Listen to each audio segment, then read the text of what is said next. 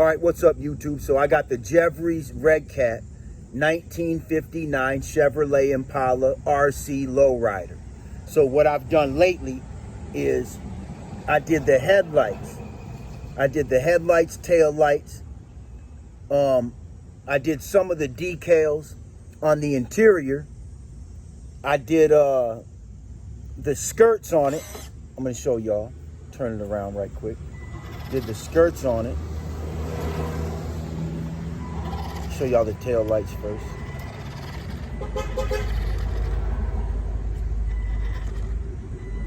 Show y'all the tail lights. Reverse. See when it goes in reverse, you see how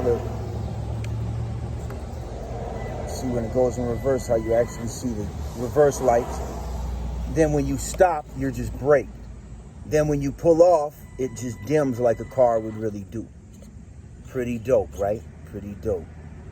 It's one of my favorite toys I've ever had in my life, man. I really love this car. I had it just sitting in the box and I really wasn't doing much with it, y'all, because I got frustrated with my 1964 that I got.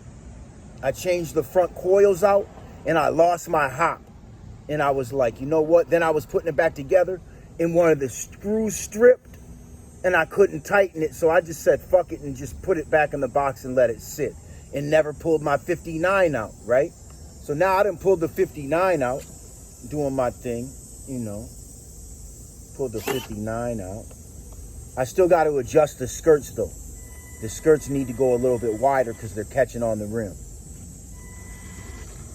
But yeah, I mean, a beautiful car, you guys. Some RC cars, they're not really that detailed, but this one's fully accurate. Fully accurate. But for some reason, out the box, I can't get it to hop, which kind of disappoints me. So I must need different coils. It's got too much bounce to it.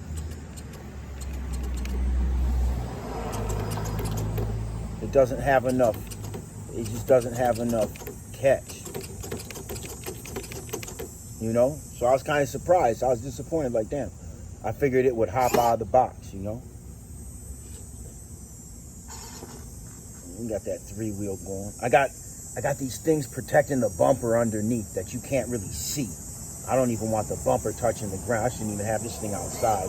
But you only live one time, man. I can't just be a weekend warrior. I gotta pull it up. You know? I'm a real rider, man. Real switch master. What you know about that, man? Yeah, so that's the 1959 with the skirts and the headlights, tail lights. Some of the decals done on the interior. I mean, I'm not really like tripping too hard on that right now. You know, it's the mothership though. Let me know what y'all think about it in the comments, man. Y'all seen my 6.4. You've seen my purple 64. This is the fitted 9, boy. The motherfucking 59, man. Get a corner with you, man. And this one comes all chromed out underneath. You know? It comes all chromed out underneath, y'all. And it actually has a real good turning ratio. The other one's not so much. They really kind of put this one together a little bit better, you know? Yeah, there it is, 5.9 with the headlights. That noise that you hear when I dump it though, that's because there's not enough clearance on the skirts. But man, look at that car, man. Them things only went for like a couple of $1,000 back in the day, man. Just an iconic whip. Man. I used to not really like the 59s. I don't know what I was thinking. I was tripping. But this is one of the sickest Chevys of all time. Cars in general. I would take that 59 over a lot of shit, y'all. I would take that 1959 Chevy Impala, man, right there. You know? Yeah, I take that 5.9 over a lot of vehicles, you guys. You know? Yep, that's what it is, though. All right, y'all, I'm out.